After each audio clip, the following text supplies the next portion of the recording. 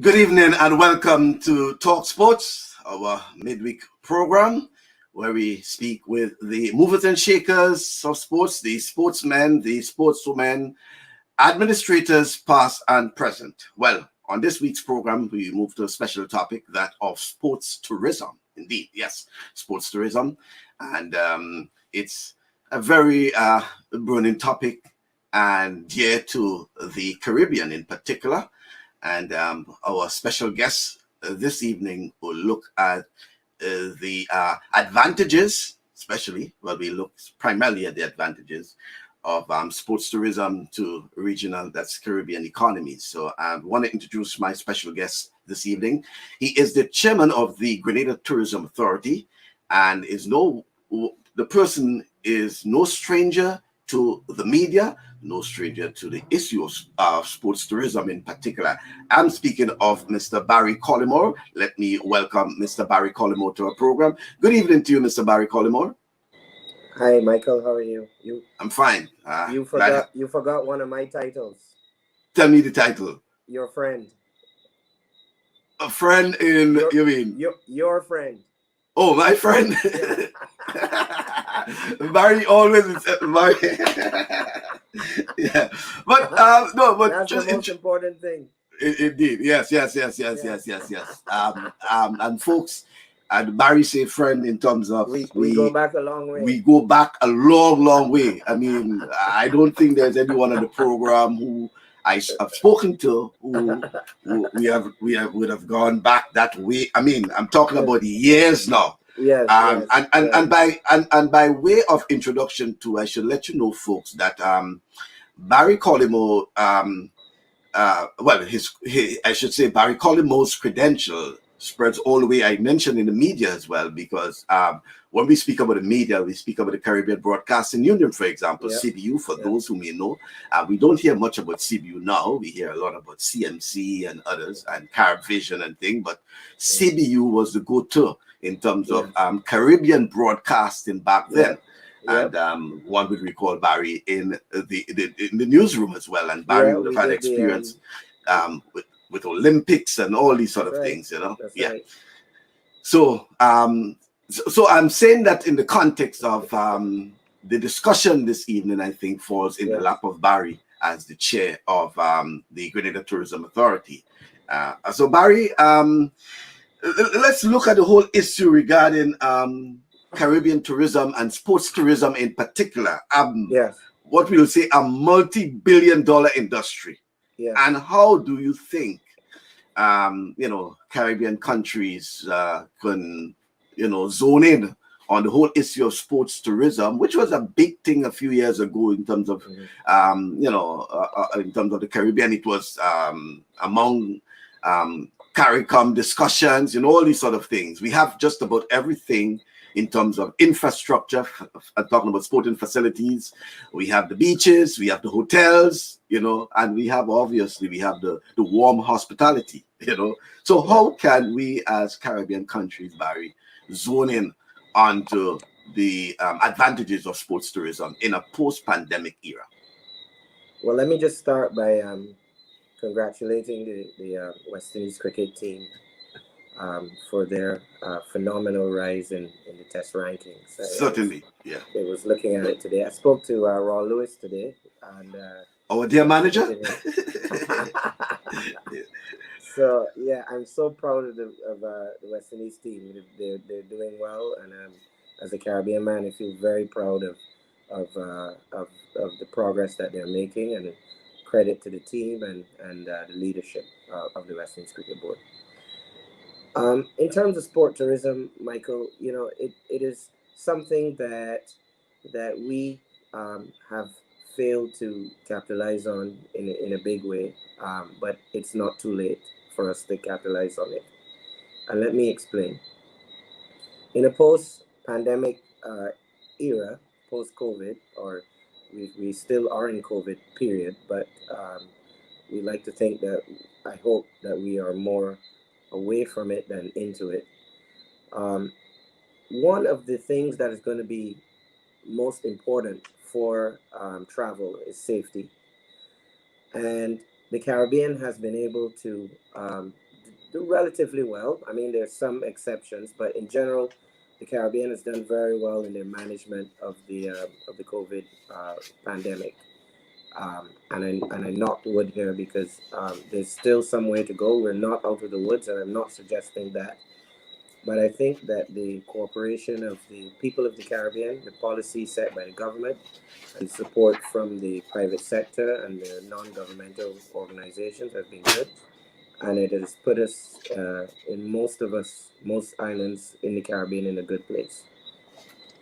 With that being said, safety is going to be now one of the most important uh, aspects of travel, and that includes travel for sports tourism. You may or may not know that viewers may or may not know that South Africa is coming to the West Indies very soon, and safety is something that everyone is looking at. That's for cricket, and then we have an England tour scheduled for next year. And teams will want to travel in two places where um, not just that have the facilities, but that are safe. So if I keep saying the choices that we make right now are going to affect our future long term. The choices that we are making in terms of COVID, are we managing the pandemic, etc. These are the choices that will determine what will happen. And I think that because we have the facilities, because we are seen as relatively safe destinations, I think that more and not only that, we're seen as fun destinations, places that people want to travel to, places that when you travel to, you don't have too much of a hassle, and you are able to be in a relaxed environment. I think a lot of sporting teams, with the right marketing, with the right focus, and with the right persons guiding the process, the Caribbean could become a real sport tourism powerhouse. Uh, well, rightly so, Barry. And sports tourism is an old concept, as we'll say. Dating back all the way to the Olympic and just not just Olympic Games, but the ancient Olympic Games as an example of sports tourism, where people would travel Mm-hmm. to watch or compete in competitions. But what's about the sports tourism economic impact for Caribbean countries? I mean, in many cases we know, and we can see it in European countries, for example, that sports tourism brings some significant benefits, I would say, to destinations that host events. You mentioned, for example, South Africa coming to the tour in the Caribbean next month. England, for example, traditionally, you know, comes and they come not just with the cricketers, they come with thousands of supporters. Yeah. So how can we look at the economic impact of these hosting these sporting events, Barry, to Caribbean countries? Well, the economic impact is not just in terms of the heads on beds in the hotels, Right. and the visitor spend in restaurants and other facilities. Sporting events come with a huge amount of marketing, and what they do is they leave a legacy, a marketing and promotional legacy for the countries that host these events, so that they expose the countries to large audiences that oftentimes you can't pay for. There are events, everybody, you can remember, almost if you think about it, there are cities that you would never have really thought about until they hosted an Olympic event. There are cities that you would never have thought about until they hosted a Commonwealth Games or something like that. You may not even know that they existed. The point is that um, sport sporting events bring a new level of marketing, a new level of exposure, a new customer, and a new niche to the tourism product in every country. Sporting fans generally want to not just watch the game, but they're generally interested in finding out more about the country, finding out more about the culture of the country, and exploring the country. And oftentimes you will find that the experiences that people get with traveling with sports are so memorable that they will go back and back and back and back again. Um, but sport is not just sport. Sport is also can be described as leisure tourism, Right. and I want us to um, think about both aspects, sport and leisure tourism, because um, we have possibly the one of the greatest examples of leisure tourism in the world existing in the Caribbean, and that is Trinidad Carnival. Um, People have gone to Trinidad Carnival for years, doing the same thing, playing in the same bands, uh, uh, and it is one of the most successful tourism products in the Caribbean. And it only happens over a week or two, but it's extremely successful. It has left a legacy and has put Trinidad on the cultural map, and these are the kinds of things that, when you talk about sport and leisure, these are the kinds of things that, the intangibles, people, you will find somebody going to Trinidad Carnival for 20 years, and they've never missed one. If they miss one, it's, this is the kinds of things that sport and leisure does. It creates um, important niches, and it creates a culture of habit, almost a ritual. When you look at fans that follow, for instance, the Premier League's football Premier, they follow their team wherever they go. So there is almost an irrational element, um, and there's a habitual, obsessive, psychological element that attaches itself to sport tourism, that is able to um, work its way through almost any. People will drop whatever they're doing to follow their team, or to go to Trinidad Carnival, or to do whatever, because it brings them such enjoyment, that they are willing to suspend other areas of their lives to participate in this type of thing. So we we have a great example. Sometimes in the Caribbean, Michael, we don't give each we don't, as Caribbean men and women, we always look at something outside. We don't look in and see things that we're doing well. And Trinidad Carnival is something that is for leisure tourism and event tourism.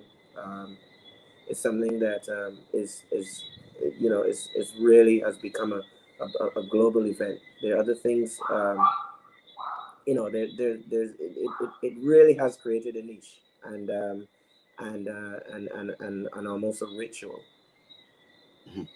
But are there challenges faced by Caribbean countries um, in regards to sports tourism and pursuit of sports tourism in the context, Barry, of the some of the limitation? And I'm talking about the immediate, future in Mm, terms of the limitations with the pandemic. For example, hotels requiring guests to be vaccinated, and all mm. sorts of protocols. So do you see challenges faced to that industry, sports tourism industry? There are challenges to the industry in general, Mhm. but the way that the travel industry is moving, you probably will not be able to get on a plane very soon without a vaccine anyway. So if you are traveling in the future, and I'm not talking in the distant future, you will probably not be able to travel anywhere unless you are vaccinated. IATA is coming out with a vaccine passport. They're testing it now. JetBlue and others are coming out with their vaccine verification apps. Grenada is very much involved in that, and the same COVID challenges that face any other part of the travel sector face it. Sports tourism faces. So there's no difference. The difference for us here in the Caribbean is this: we have relatively safe destinations. We have places in the Eastern Caribbean, especially where social distancing is possible, because we are not living on top of each other. We have open spaces and so on, and people feel comfortable. Um, and the Caribbean is not a place with a lot of endemic problems and places that um, you know things that really are negative to travel. So I see much more opportunity for us in sports tourism than I see challenges. I see teams coming here um, and avoiding going to places like South Africa. South Africa is a big warm weather training venue for England county cricket. I don't see those county teams going down to South Africa now, at least not in the immediate future. When I look at Europe and what is going on, and when you look at what's happening in Portugal, and there are people queuing up to go to the Med and they can't because of the COVID infection there. Now, I hope I'm not speaking too soon, and I hope that we will continue to, good sense will continue to prevail here in the Caribbean, and we will not get complacent, and we will not allow COVID to infiltrate our small economies like it has in other places. But if we keep things safe, if we are moderate in our approaches, if we are patient, I think that um, the Greeks, there's an old Latin phrase, "festina lente," hasten slowly.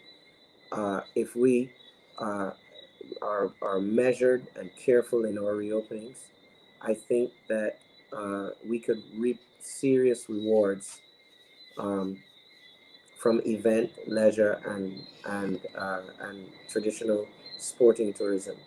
South Africa is not coming to the Caribbean because it is unsafe. South Africa is coming to the Caribbean because it is in fact safe. England is not planning a tour, big tour, and there's no greater testimony to the uh, sacrifice that we've made here under COVID times, to the policies being implemented by Caribbean governments, etc.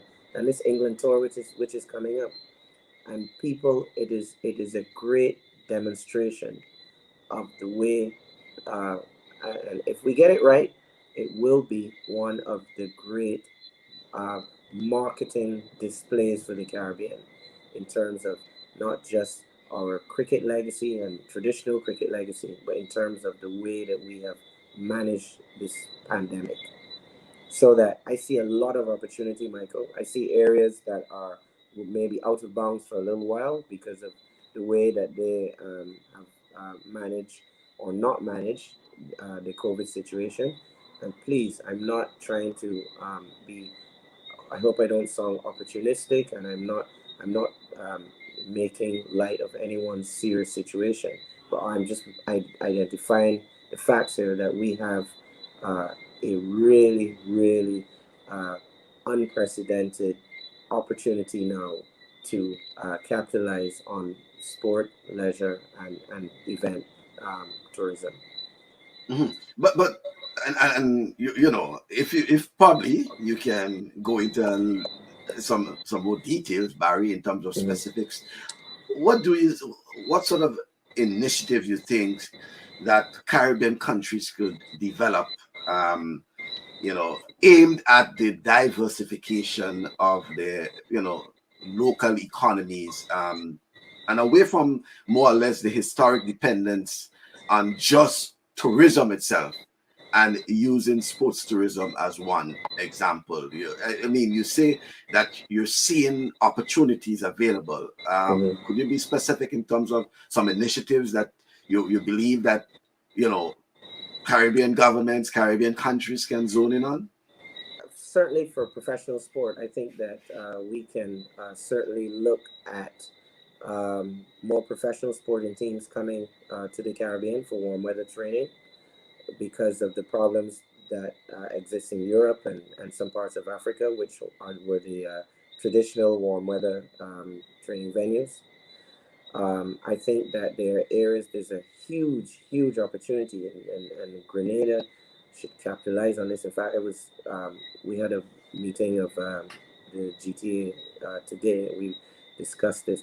There's a huge opportunity in dive tourism that we need to diving is a billion-dollar industry, and we need to do much better in attracting and marketing to the dive community throughout the world, because we have some fantastic dive sites in Grenada and in other parts of the Caribbean. So that certainly would be one of them.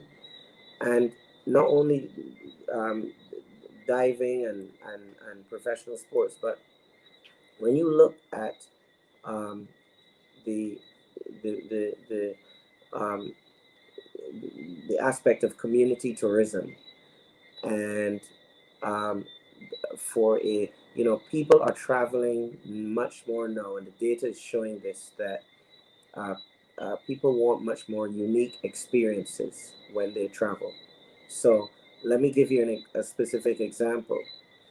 Caribbean tourism has traditionally evolved around repeat tourism. Mr. John Brown from Surrey comes to Grenada and stays he and his wife stay in the same room, and they've stayed in the same room for 20 years, and they come exactly at the same time, and they have their eggs the same way, and everybody knows, because people create these repeat things, and the repeat tourism that we've had has served us well. But guess what? Mr. John Brown's children, sorry, aren't interested in staying in the same room um, year after year. They want to go to different places. They want to take Instagram pictures. They want to post things up on TikTok. They want to post things that no one has seen before, no one has done before, etc. They want to do unique things. They want to integrate with the community, and they want to have a life. The psychologists call it the positional element, where people enjoy activities not just because they are enjoyable, but because of bragging rights, because they get then to go and tell their friends, look, I've done this and you haven't. Um, and those are the kinds of things. So we need to integrate um, our local sport a lot more into the tourism. Things like in Barbados with the road tennis, um, Grenada village cricket matches could be part of a tourism product.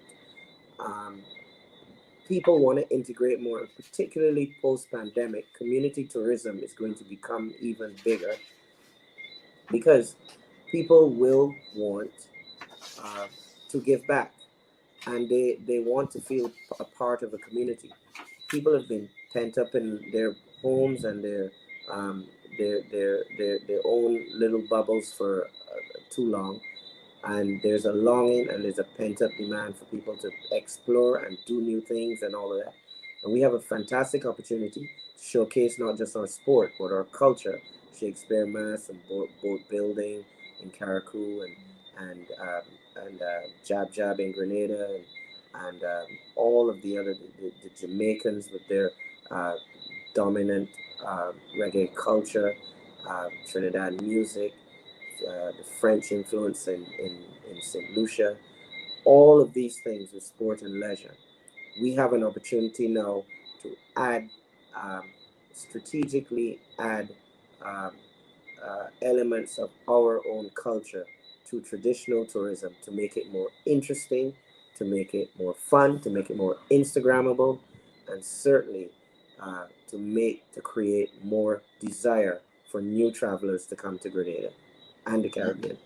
Okay, because I'm tempted, Barry, to ask you if, and that's your personal view, Barry, in terms of whether Caribbean countries really understand and appreciate the impact of sports tourism on economic development.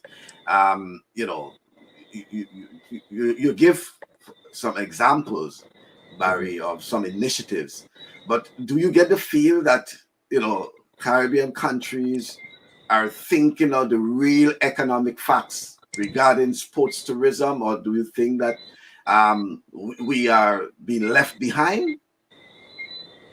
I think that the hosting of the World Cup in 2007 showed a great seriousness about, this is the Cricket World Cup, of Yeah. how serious governments. Don't forget that governments of the Caribbean have generally invested heavily in facilities, stadia, and lighting and playing fields and so on, um, in the region. But I don't think it's the government's role to, or it is only the government's role to push tourism or sports tourism. And I think that our most of these countries in the Caribbean have stadium facilities. Most of them have playing fields, athletic facilities. But what happens to them is that you build it and you lock it up. This is where the national governing bodies of sport have fallen down and have been weak, and have not been as imaginative as they can be. The Caribbean is a great place. It is the best place on earth as far as I'm concerned. Why wouldn't you want to come to the Caribbean and play sports? But I feel that our national governing bodies of sport need to be more forward thinking in not just preparing elite athletes to go somewhere, but to create products that, with the private sector and others, that will want people to come to the Caribbean. And they're the ones with the expertise. Um, the Indian IPL came out of nowhere. The Indian IPL, as far as I know, is not a creation of, uh, of a government. It's a creation of creative, imaginative business persons uh, and governing bodies of sport that decided to create a niche. Can you imagine if we created something here like a beach cricket um, uh, product, or something like that? Lots of people are playing football on sand now, and other types of activities and that kind of thing. We have tremendous beaches. They're underutilized, um, for sporting activity, and we have tremendous facilities. So I would say that it will not. It's not just about governments. The governments build the facilities, but it is how we as a people see these facilities and how we treat them, and the fact that a sporting facility really is not just the 8 to 4 facility, or it's not just something that you open up when a team comes here. We have to utilize our facilities much more, create products that, and there's a role for tourism associations, national governing bodies of sport, and so on. We have to be more creative. Our national governing bodies of sport have been doing the same things over and over and over and over for years, traveling here, traveling there, going to this meeting, whatever. They have to be much more focused on creating a Caribbean sporting product, for export. And how do you think, Barry, that conversation? And I'm glad you mentioned that. So, do you see the need for a wider conversation on that? Because it seems, as you indicated, and rightly so, I think that's the belief all along, that it's the responsibility of government, and but you're saying it has to be a little more inclusive in terms of not just governments. Governments may have the primary responsibility, for example, of facilities, providing the infrastructure. But sporting associations, community groups, more involvement. They have to be more inclusive to understand the economic impact, and not just the economic impact, but the trickle-down effect of Yes. sports tourism. So Yes. how do you think we can go about ensuring that there is a conversation and that others understand the role that they play in that? I think that we have to be a lot more. I mean, the national governing bodies of sport have to step up. Um, they have to realize that they're the guardians and the gatekeepers of sport, and they have to step up and start creating some of these products. I think the private sector as well has to get more involved with them and with support from the government. But the time now is for action. There's a lot of people talking and talking around the issue, and there's a time now for somebody to do something. Michael, when you guys, I remember a few years ago when you guys created the athletics event here in Grenada. That was not a government event. There was no government that created that event. It's a fantastic event where you had athletes from all over the world coming to Grenada to race. But a government didn't create that. When we did the Shell Cricket Academy, a government didn't create that academy. It has to be it has to be, and I don't think it's the responsibility of I think government provides um, the regulatory framework, government provides the facilities, and government should provide the things like security and safety and so on, that transportation, ability to get from point A to B, um, in terms of the road network. But I think that we have to become a lot more entrepreneurial with sport, and the young people and the creative people out there who have ideas have to be a lot more forceful, be a lot more determined, and implement things which are desirable. Let me give you an example. There's a guy on Facebook. I can't remember his full name, but his name is Delon or something like that. Or DeLeon. He takes people on hikes, right? Like a tour guide. He's more than a tour guide. Tour guide, right? Okay. I see him all the time. He's taking. I think his name is Delon Rail Grenadian or something. I can't remember his name, right? But every week he's posting pictures of people, Grenadians. This is COVID time, right? But he has got a business up. People are frustrated staying inside.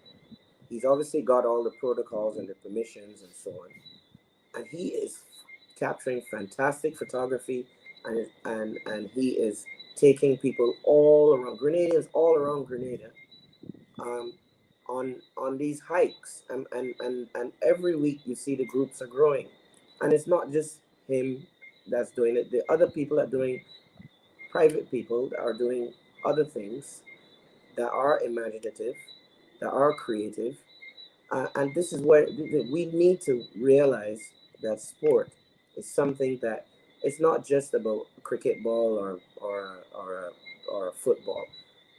Sport is leisure, and we need to look at what are the things that will bring leisure and enjoyment, get people off the beaches sometimes and into the forest and into the or down in the waterfalls and in the communities and that kind of thing. And this is where strong community um, groups, community leaders, um, creative young people, all of those types of persons will have to come together and create products which then feed into tourism. There's a guy that contacted me recently. I think his name is Charles, Ian Charles. I think that's his name. And he's saying, Barry, he's got a fantastic product for Jab Jab, and it's not all oil. It's not. It's clean.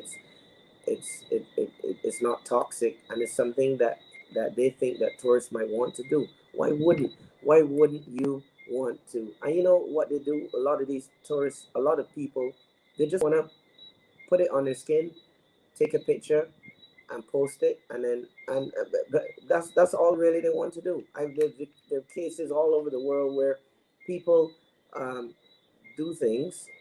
Um, they spend 5-10 minutes doing it, and then that's it. That's all they need. All they need is a photo. So we've got to um, uh, start thinking about a lot of what I call experience tourism, and sport tourism is not just about professional teams, but it is about the experiences that you can create in your community, which can be attractive to visitors and to the local community. It can be true integrators uh, community and visitors, which can lead to tremendous benefits and cross-cultural interchanges between persons from outside and inside the community. Mhm. But Barry, in all of that, there's an important element that we sometimes miss, and I know sometimes it's I don't want to say it's a downfall of the Caribbean per se, Mm. but the whole issue of event management. The management of events, obviously raises issues for things like public relations, the concerns relations to the communications, ethics, safety, the social responsibility, and in some cases, globalization. So the whole issue of event management is an important element or important factor regarding sports tourism. And sometimes we don't take it that serious. And probably as your involvement in tourism per se, that management per se, I should say, is very, very important.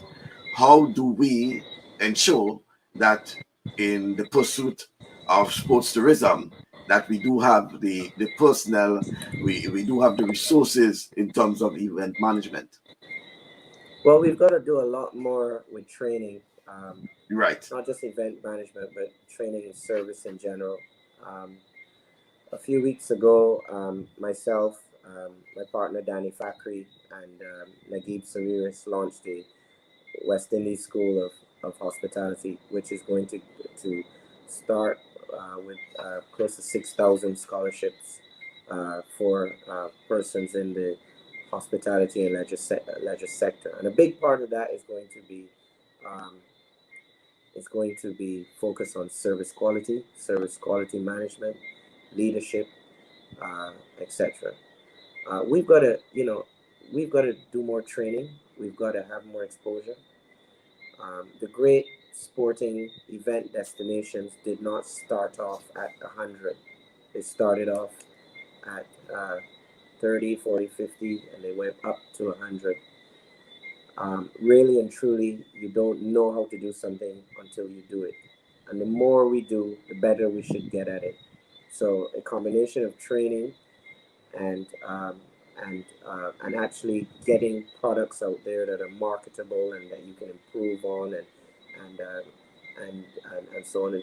And it is very important, Michael, where sport is concerned, that our sporting organizations or national governing bodies of sports recognize that their responsibility, and they recognize that uh, they should play a role, and the tourism authority as well, which I chair. We have to become much better in creating niches, working with all sectors in creating niches and products that people will enjoy. It's not just now about somebody coming and sitting on the beach and for a whole day and sun tanning. People want pleasurable experiences that they will remember for a long time, and sport enables persons.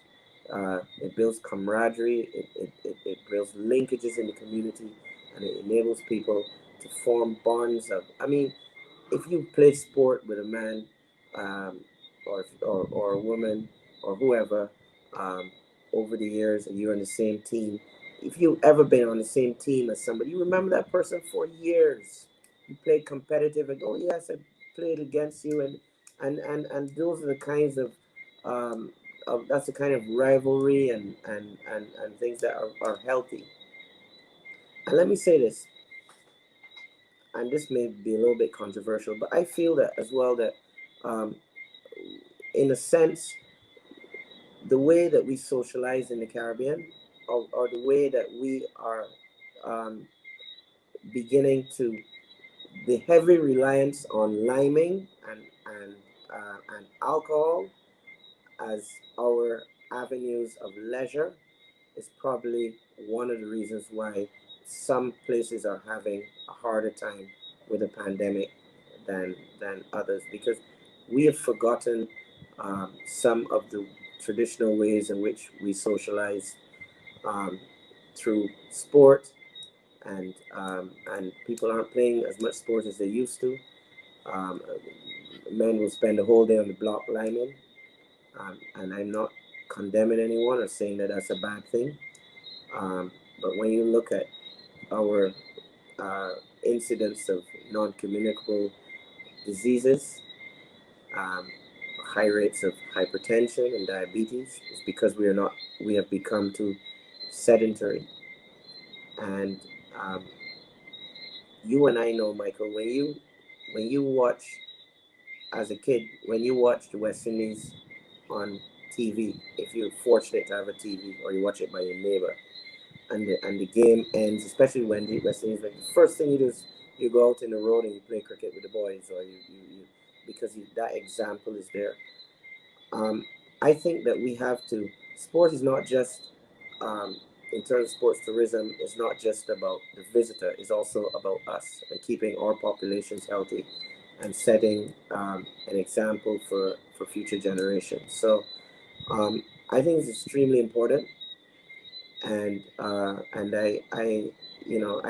think that there are huge avenues, not just for professional sport, but other leisure activities like diving and even something as bird watching, birding, where you take care of your environment. Bird watching is a huge. People travel all around the world to look at different birds and species and that kind of thing. So um, we have an opportunity now, through sport, through leisure, because of our record, stellar record in most places in the Caribbean of managing the pandemic, to use sport and leisure as an add-on, as an adjunct, and as a catalyst, and indeed a great marketing vehicle to get people who would not normally come to the Caribbean to come to the Caribbean. Okay. Let me get some comments there from that's Mr. Chenny Joseph, who is actually the president of the Grenada Football Association. He's saying, interesting dialogue tonight and good food for thought. The ideas from Barry is encouraging, and as an acceptance of such an open invitation, it would be nice for our respective organizations engage on preliminary discussions. We are currently looking at inviting youth teams to Grenada for the summer on what hopefully may become an annual event. We are ready to gain insights from you. Barry? Sorry, Sorry, I got a little bit distracted. Sorry. Well, he's basically saying that, very good insights from you, and that the GFA, I assume he's referring to, they are looking at inviting youth teams to Grenada for the summer on what he believes can become an annual event. And I think the invitation is out Chenny, to you. Yeah, Chenny is a forward-thinking guy. Yeah, and he's progressive. Always thinking. Yeah, he spends a lot of time thinking, and he gets things done. And I think I agree with him. Why not? It's safe. We have the facilities. Why wouldn't he do that? He's absolutely right. But that's the kind of thing. That's the kind of stepping up that national governing bodies of sport need to do. And don't not you're not depending on the government. The government is there to set up the right regulatory framework. The private people, national governing bodies of sport, that have to think more creatively, and have to think not just of the professional athlete. When you look at sport, most people who play sport in the world are not professional athletes. Most people are part-timers. Most people that play sports play just for the fun of it, but we're not capitalizing on that. Now you tell me something, Michael. I want to ask you a question now. If you put and I want to see your reaction. So put the split screen up, please. Barry?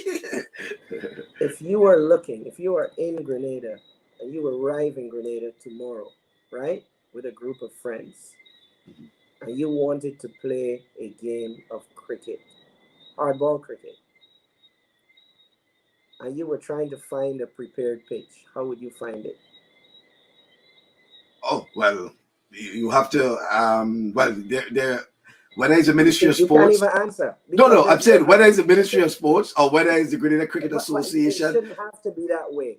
Yeah, and I do understand. Right. Yeah. We should That's have through tr- through yeah. we should have through our national governing bodies of sport Right. a series of prepared pitches Which is yeah. to some degree, Hmm. right? Where people and where you use the coaches of which the coaches employed by the Ministry of Sport and others should not just be there to encourage um, persons who are expert sportsmen and women. They should be as well trying to create a culture of um, a sporting culture, a culture that involves a sport for all culture. I'm not blaming the coaches. I'm just saying this is something that we should be doing. We should be the 30 and the 40 and the 50 and the 60 year olds and others um, should be out playing sport, and they should be encouraged, and there should be people on hand organizing community events at all um, age groups so people can become um, more active and you have a healthier population as a whole. A lot of people give up on sport in their teens and they never play again. Not that they're not interested, but sometimes you need to organize things so that people can, so that you can create an interest. So that um, I'm happy with what Jenny is saying about inviting youth teams here, and I hope that in him is doing that, that he also doesn't just look at the boys and girls who are um, professional footballers, but look at the boys and girls who just love football. Um, Michael, our friend Lester, I cannot leave out Lester here. Lester is um, running a football camp And you're referring every. to Lester Smith, right? Yeah. Of course, there's only Yeah. one Lester. Yeah. Lester is he has a fantastic product here in Grenada where he's got the kids on the beach, the kids in Tantine, and not just Lester, but there are others. And he's got people running upstairs and lifting, and he's creating a fun way for people to get fit and um, for people to enjoy themselves. Now, this is something that he can integrate into not just the local population, but get the visitors involved in it as well. And and and and you know when you see the kids playing, everyone's having fun. There's no, it's not about just drills and things. The kids are having fun, and that's what we need more of. We sport is not just about um, two teams playing each other and one winning.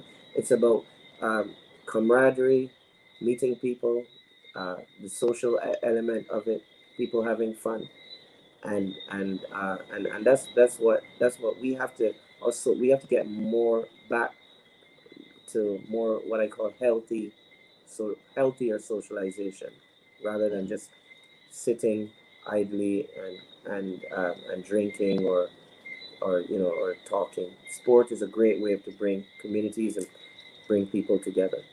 Mhm. Some important points you raised there, and one has to do well, and you did say about Cheney regarding the amateur, when he's inviting the youth team, because as you say, if you look at them, obviously you're talking about their parents coming, relatives, friends, traveling with them. So that's an Yeah. element of sports tourism.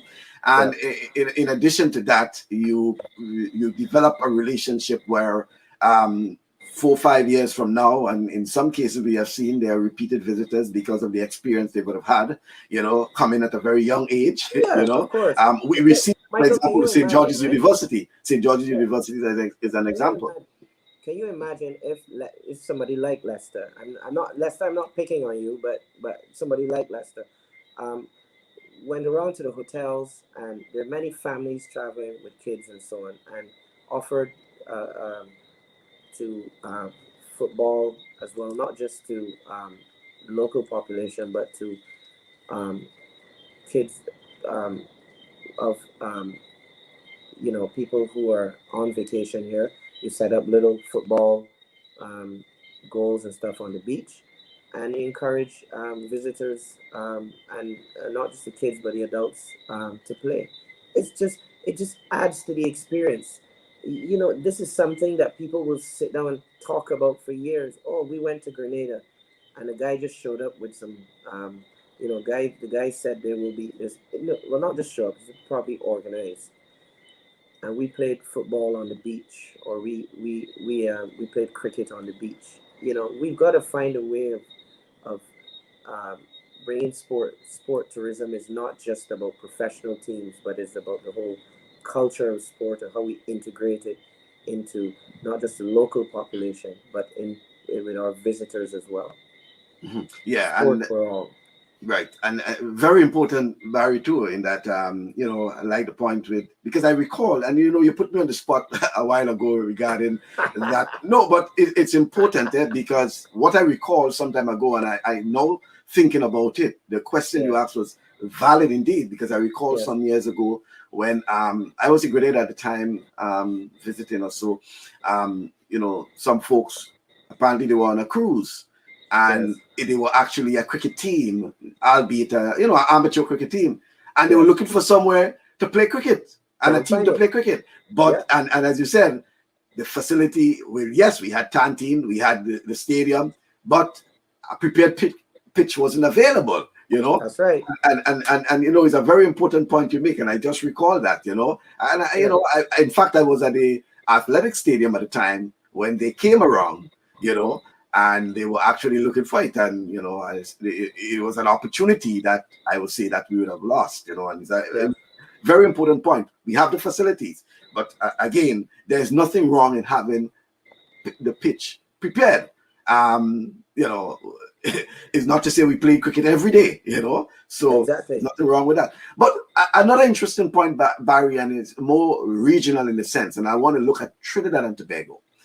One of the advantages with Trinidad and Tobago is the expanse of facilities, stadia in particular. They have about 5 of these, whether it's the Dwight York Stadium, Hazley Crawford Stadium, the one in Couva, etc., etc.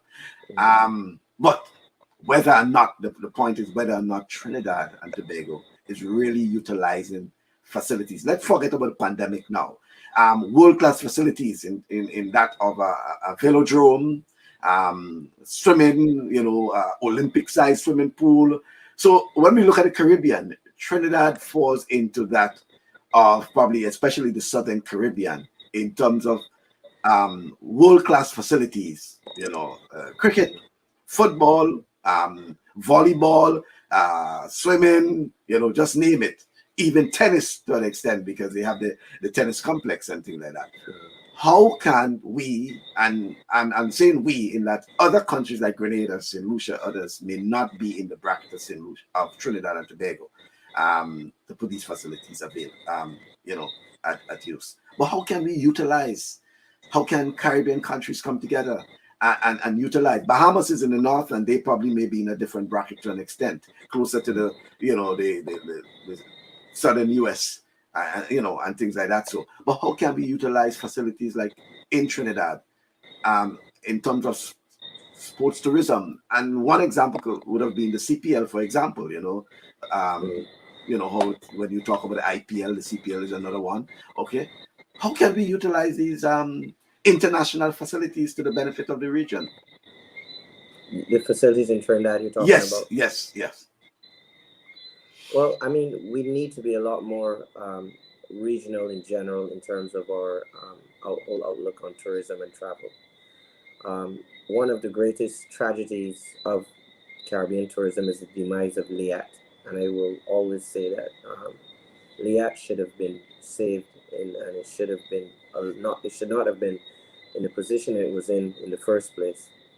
It should not have been taxed so heavily by governments across the region, and Liat was almost taxed to the point where it was not affordable to the persons who it it really intended to serve. So anytime I talk about regionalism, I always begin with Liat, because unless you can get there, um, there's no reason you can't travel through the region anymore. Um, So I don't. The answer to that, Michael, is I don't know. I don't know what's going to happen. We need the first thing we need is a reliable and affordable way to travel around the Caribbean, and I do not think that we have that right now. Um, so um, the answer to your question is I don't know. Um, what we need to do is be more. Um, I've always advocated, for instance, that when you landed in the Caribbean, it should be like the European zone, where you land in Trinidad and you're cleared to immigration, or you land in Grenada and you're cleared to immigration in all the Caribbean islands participating. So one destinate, one entry, and many islands. Um, but without reliable air transport between these islands that connects these islands, um, I really don't see um, I don't really see that great a movement between the Caribbean. Now,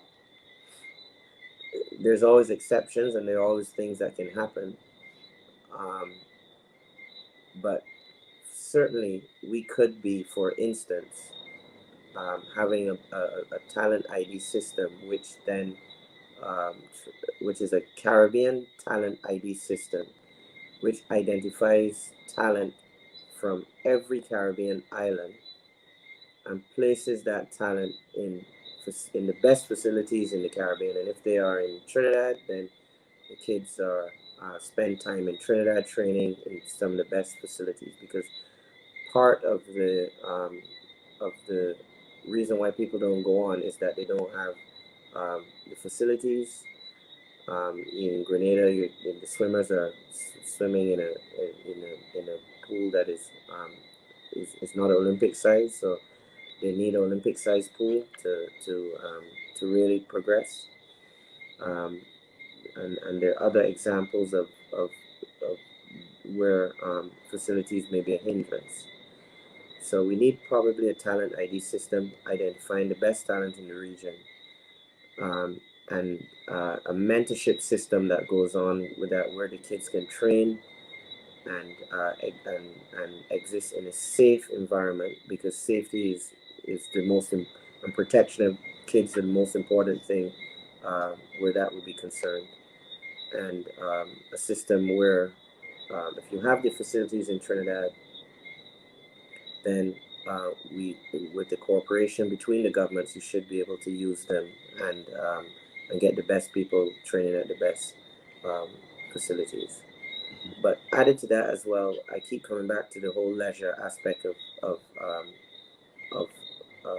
tourism. That um, our leisure should not traveling, if we can travel around the Caribbean, should not just be restricted to partying. There should be events created which are healthier, which are more fun, and which are more imaginative, and sport can provide some of those avenues. Mhm. And sorry, we didn't have much time to talk about that last aspect you came up with there, which is very important. The whole issue of air transportation, regional air Yeah, transportation, because yeah, it's a very important element of sports tourism. And we know the problem already faced with just tourism alone regarding air transportation. And hopefully, Barry, that this is a responsibility now of regional governments, as we'll say, yeah, in terms of getting regional air transportation, regional airlift is very important. And yeah. in terms of your part in World, Barry, how do you see we moving forward with that aspect, getting over that major challenge to ensure that we really reap the benefits of sports tourism? Which challenge you speak of? The regional air transportation, Barry. I don't know. It's been undone. I don't know how you get it back. I don't know On how you. I don't know how you get the. I don't know how you get the genie back in the bottle. It's been completely undone. And I honestly don't know. And people have asked me that all along, and I said I don't know. And what will probably have to happen is that some of our large hoteliers may at some point create a service which can travel between points of their hotels, or if the governments see it fit to create um, one clearance into the Caribbean, where it then becomes easier to travel around the Caribbean. Then you don't have to go through immigration in each island. Then an investor may see it fit to put on an air service that, because so many different islands, you can get access to so many different islands from landing in one. But after the demolition of Leah, I don't know how you put it back together. I certainly have always said that I knew that with the demise of Leah, air transport would become more difficult, and it would not become cheaper, and I think I've been proven right. So I don't know how you do that, but um, other than guessing that if we um, if there are hoteliers with hotels in different islands, and that government creates a policy where you can clear through the Caribbean, then somebody may see that as a business model which they can adapt, and then they can look at it. But whatever you create has to be affordable to the customer, and that was the problem. Liat became because of the high taxes of government, became unaffordable to the customer that they were meant to be serving, and that was the problem. And Lee had served the OECS Sports Desk and OECS Sports in particular dearly over the years. Yeah, for And sure. right, and even outside of the OECS, sporting organizations, sporting teams would have used LIAT to get around, whether it's to Trinidad to Barbados, or whether it's to Antigua, you know, um, you know. So we really on the back foot when it comes to regional air transportation and sports tourism, Barry. Yeah, we are, definitely we are. Okay, Barry, I want to thank you very much for being part of our program this evening. I think it was a very useful discussion, and I really hope that you will, Chenny and the Grenada Football Association will follow up with the GTA on that initiative, and other like minds in terms of I sporting suspect I associations. suspect, knowing Chenny, I suspect that my phone will be ringing as soon as I get off of this call. I wouldn't be surprised. Chenny already has a proposal up already. Yeah, in Chenny. But in a serious note, Barry, I think Yeah. you actually made an appeal as well for sporting associations. To and not just sporting associations in Grenada, but sporting associations in the region to contact your respective tourist boards and get involved, being part of the process. Not just that, the sporting associations have to not just see themselves as the preparation of elite teams. They have to see themselves as creating a sport for all policy, which encourages sport and leisure throughout the country, which then has health and well-being benefits to the entire country. It's not just about preparing an 11-man team to go to travel.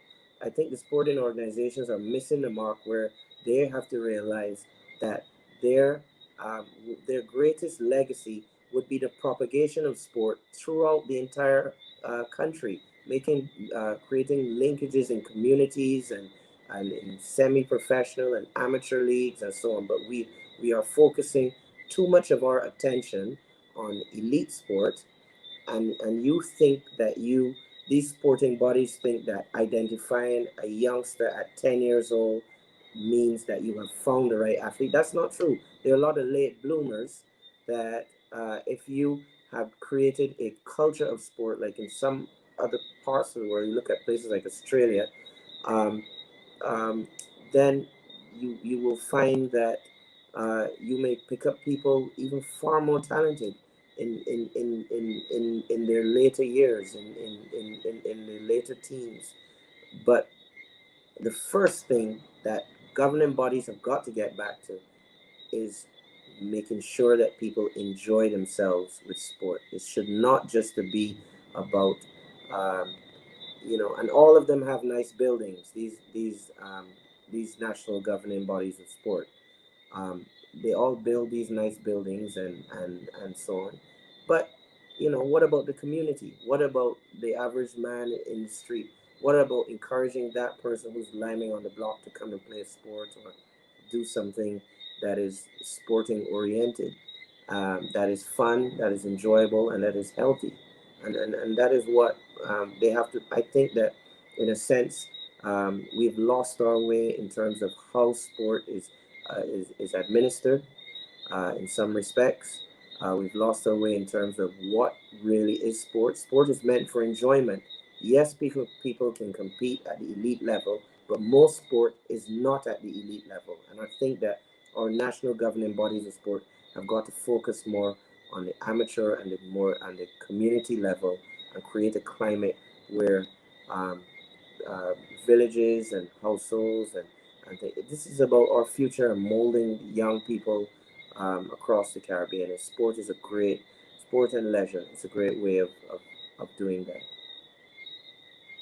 Well said, Barry. And we probably can end by saying that they should also develop a level of advocacy, not just administrating sports, but advocating for more and more people to be involved, participation as well, Yeah.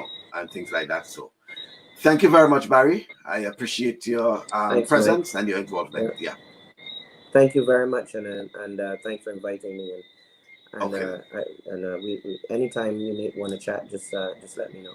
Yeah, I appreciate it. Thank you very much. Yeah. Okay then, folks. Barry Collymore, he's the chairman of the Grenada Tourism Authority, and speaking a lot about the advantages and how we can take advantage, basically, of that niche in terms of sports tourism. Multi-billion-dollar industry. I mean, I say multi-billion, I think it's much more than that, industry. And whether or not the Caribbean is really in an advantage, well, it is in an advantage position, but whether or not it's taking advantage of its position with beaches and, facilities and hospitality and all the works. And as Barry's saying, that we need a lot of more imagination. And it's a situation, I think he's right about it, It's not just about governments. Yes, governments create the environment, They provide the facilities, and they have been doing so. I don't think we can challenge the fact that governments have been providing facilities. As a matter of fact, and I forgot to ask Barry about that, folks, but do you know that Grenada has a squash facility available? Yes, it is part of the stadium facility, but I don't think most folks know that, but that's another thing. So governments, they have been doing their part in terms of provision of sporting facilities. You have international cricket facilities just about everywhere in the Caribbean. International. They can host international matches. Yes. Football, track and field, and as we indicated in Southern Caribbean in terms of Trinidad, cycling, and I'm talking about the Indo cycling, the velodrome. We're talking about swimming facility, Olympic-sized swimming facilities. We have the tennis complex, just name it. But that's government's responsibility, and they have been living up to that. But where are the sporting associations in terms of the provision, in terms of utilizing, in terms of ideas, in terms of creating that sort of atmosphere for people to participate? And as Barry was saying, that they sometimes just concentrate on traveling and carrying teams to participate in other activities. But what's about trying to host, trying to create, and not just host international events, but hosting sometimes community events, which is very, very important. So I want to thank Barry for those things, for those comments. And yes, Chiron, I know about the whole opportunity regarding not just opportunity, but we have been hearing a lot about the Olympic-sized swimming pool and these things. And we do have and if I can zone in on the Grenada context, we do have number of kids, talented kids, who are available for swimming as an example, and as Simon Ross is saying, I could be wrong, but I don't think anyone plays badminton anymore. We used to play at CSA and invite other islands to come and compete. Certainly, yes, we do. So it's and we don't want to have a sort of blame game here too, but the point has been made that the national associations, they do have to get a little more involved. National associations, and involved meaning as how, for example, Chenny, the president of the Grenada Football Association, announced that their plan to invite youth teams to come to Grenada for the summer. Wow, it is that these sporting teams always move to probably the Bahamas and Bermuda and the Cayman Islands. Yes, tourism related, but we also have tourists who come to Grenada, come to Trinidad, or come to St. Lucia.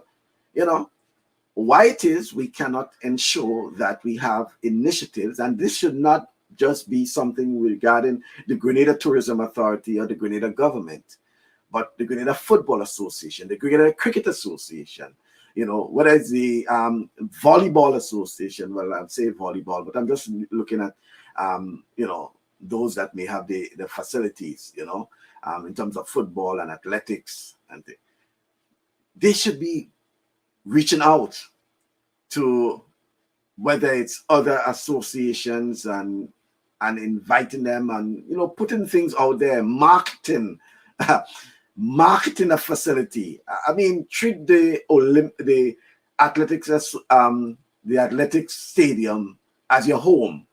So use it as a marketing tool. Grenada Cricket Association, same thing, and then you go with the proposals to whether it's the government, the tourism authority, or whoever, and say, here, we have about 6 teams that have an interest in coming to Grenada for the summer to play a cricket series, for example. How can we make this a reality and have the discussion, But, we sometimes I think we rely a lot on, I'm not here to support or to bash anyone, but I think sometimes there's too much a reliance on government. Government should do this, government should do that. And as Barry indicated, the whole issue of the Grenada Invitational, when I came up with the idea of the Grenada Invitational, it was something in the making. I've been traveling for years, attending, international meets all over the world. And I say, well, but we are building a national stadium, so why can't we do the likewise, So I took the opportunity to go to various meets around the US, and taking notes and speaking to individuals, a lot of preparation, mind you, and things like that. So, albeit, probably I had some of the wrong people involved to some extent. That's another thing we can discuss another time. But, the whole idea is being creative, being innovative, being progressive mind, and things like that. And we need more people involved in sporting associations, not just in Grenada, but I think in the region, to capitalize on what is a very important product, sports tourism. Thank you, folks, for being part of our program. I do want to invite you to join us on Saturday for the Saturday Sports Special. It very much been a pleasure for this week, being part of the program. And I want to thank once again Barry Collymore for being and accepting the invitation to be with us. Thank you very much, folks, and see you on Saturday from 1 o'clock for the Saturday Sports Special.